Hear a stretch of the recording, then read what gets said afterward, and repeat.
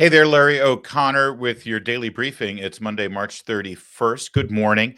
I'm sure you saw over the weekend on cable news, maybe your local broadcast station, they had videos of these truly organic grassroots rising up of the people, your neighbors in the streets against Tesla, out in front of Tesla dealerships, screaming with their handmade signs, chanting their slogans against Elon Musk, Donald Trump, and Tesla. Because, there's nothing more American than being angry about something your federal government is doing. So you target the corporation that one of the central figures is the CEO and founder of. Well, actually, no, that's radical left wing activism and direct action, as they like to say. But that's okay. It's meant to be a rising up of the American people against the man. And in this case, the man is Elon Musk. Well, here's the whole point of these things. It's not actually grassroots. It's not your neighbors. It's not just regular people who are sick and tired and fed up. This entire thing was created and staged and funded and organized specifically so your pals in the media can have some great imagery and videos to show so that they can manufacture this story that there's rising public sentiment against Donald Trump and Elon Musk. Well, we're going to blast that apart here as an independent journalist in Washington, D.C., Northern Virginia, Asra Nomani, went out and, first of all, made video of these protests in Tyson's Corner, Virginia, spoke with some of the protesters. Then, most importantly, she did a deep dive into the organizations that support and fund this thing. And it's nothing but organized, left-wing, well-funded Astro-Turf. First, let's take a look at the video. See what democracy looks like. Tell me what democracy looks like. This is what democracy looks like.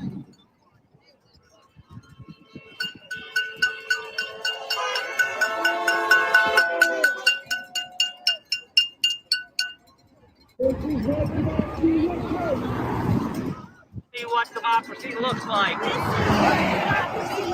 Tell me what democracy looks like. This is what democracy looks like. See what democracy looks like.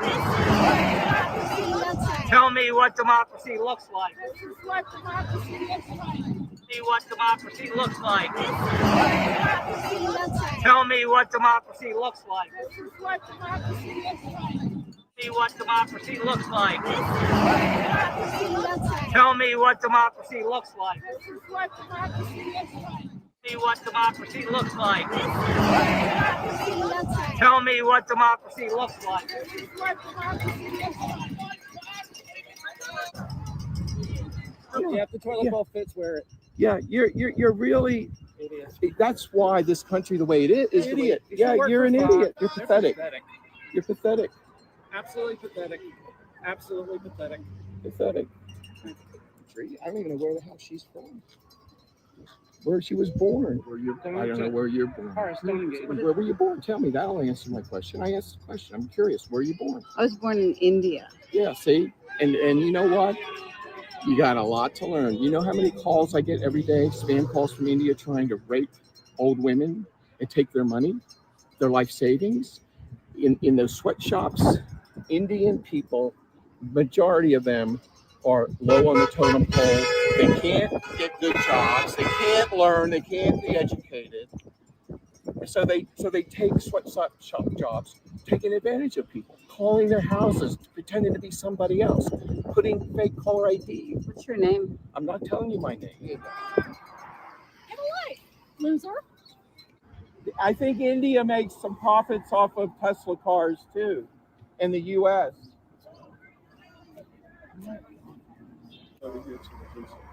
These are Americans.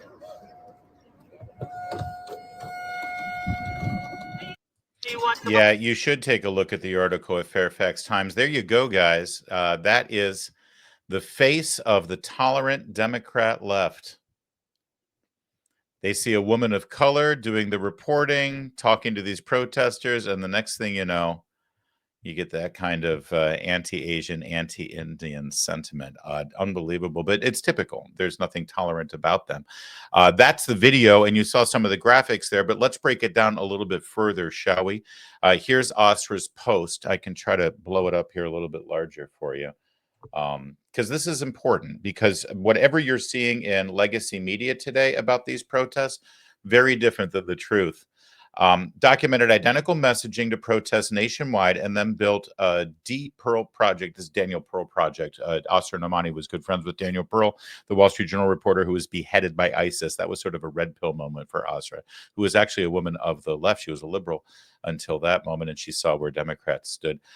You can get to the public database and get the spreadsheet to see all of the information that she researched here, but let's skip down. These groups use digital platforms, pre-scripted chants, pre-printed signs, nationwide toolkits to manufacture the appearance of grassroots activism, and the message on Tycho Road and Tyson's Corner mirror the language of protests nationwide. This kind of organizing is known as astroturfing. The astroturfing, as opposed to grassroots, right? Astroturf is fake grass, astroturf, right? Whereas grassroots is actually a movement amongst grassroots real citizens. They want you to think this is grassroots. It's not. It's fake. It's AstroTurf. Critics say these operations mislead the public, distort the media narrative, and erode trust in genuine democratic movements by masking partisan objectives behind a veneer of local outrage. That's correct. Key findings. Groups and individuals allied with the Democratic Party have organized 100% of the protests. Only about 15 organizations and their affiliates are behind the protests nationwide. The most involved groups promoting the Tesla takedown protests have combined revenues of $43.1 million. The groups include Troublemakers, a Seattle-based professional protest organization, Disruption Project, a Philadelphia 501c4 that describes itself as dedicated to supporting uprisings, resistance, and mass direct action. Disruption Project and Troublemakers have sponsored 70%, 220 of the protest. Indivisible Project 501c4 has organized at least about 28% or 86 of the protests. It says it has scheduled 600 hands-off anti-Musk protests on April 9th. It has $9.9 million in annual revenues. Indivisible Action is a hybrid PAC. Local Democratic Party chapters have organized some protests, including members' participation in the Fairfax County protest. So forget about all this. Oh, it's a bipartisan, has nothing to do with Democrat or Republican. It's just American people who are outraged over Doge and outraged over Trump and outraged over Musk. And no, these are professionals. And it's all organized and very well funded by these select left-wing groups. Third Act Initiative. Third Act, these are my favorites. Third Act, because did you notice that these are all sort of aging hippies that are out there?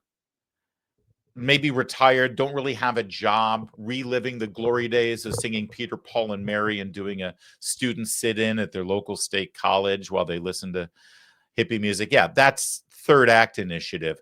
Madison Avenue, political nonprofit based in New York City, promoting this through its Rocking Chair Rebellion chapter.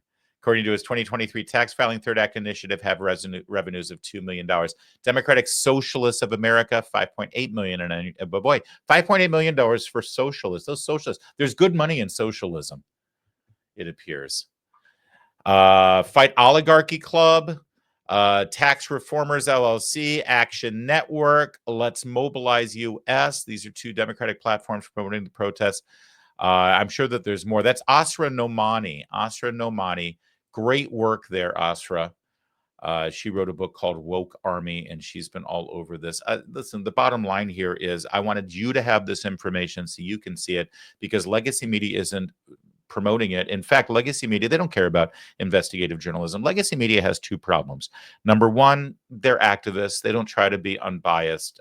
They hide behind the veneer of objective journalism, but objectivity is a myth. That's just plain and simple. You can read all about the myth of objectivity in my book, Shameless Liars, about the media. I do a whole chapter about how journalism up until the late 19th century in America and in England was never considered objective. We knew which newspaper stood for what and where their perspective was. Then suddenly this whole veneer of objectivity was instilled in the journalism class, and now they pretend to not have any sort of bias. Of course they have a bias. They're human beings. Everybody has a bias. That's number one. That's one of the problems with legacy media. The other problem is they're lazy. They're just lazy. They're not interested in doing this deep dive and research that Asra Nomani did here for the Fairfax Times. No, they like the video. They like the imagery. They can create, they go to ChatGPT and have them do a AI generated narrative for a 2-minute video hit on cable news or on local broadcast news, and it gives you the narrative. It feeds into the narrative that they're more than happy to promote, and it's all fake. It's all phony. So that's why I wanted to share this with you so that you could see the truth behind whatever stories you've probably seen about these protests. They're not even protests. They're organized kabuki theater meant for the cameras and meant to annoy people. But again, I want to go back to one last fundamental problem here. Listen, you can disagree with Donald Trump. You can disagree with the Department of Government Efficiency. You can disagree with the tactics that Elon Musk is using. You can believe that everything in our federal government is just fine and it doesn't need all this tinkering and you don't want things changed. That's fine. But you cross a Rubicon when the way you protest against government action is to individualize and isolate this one person, Elon Musk, and go after his private company, right? Go after his holdings, or I shouldn't say private company because it's publicly held. Try to purposely tank the stock to hurt him individually, right? And by the way, hurt people who are investors in that company, hurt people who are Tesla owners, and try to demonize this product, this American-made automobile, the most American-made automobile of any automobile made in America. The vast percentage of it is actually made right here by American workers. They employ tens of thousands of people. You may disagree with him politically, but to go after his organization, his company, his employees, his assets, his stock like this, that's fundamentally un-American and gross and dangerous, and it's got to stop. All right, thanks. That's your daily briefing today. Like and subscribe this video no matter what platform you're watching it on, and check out our Substack where you get this kind of information plus lots of behind the scenes exclusive content. It's larryvip.com, larryvip.com. Thanks a bunch.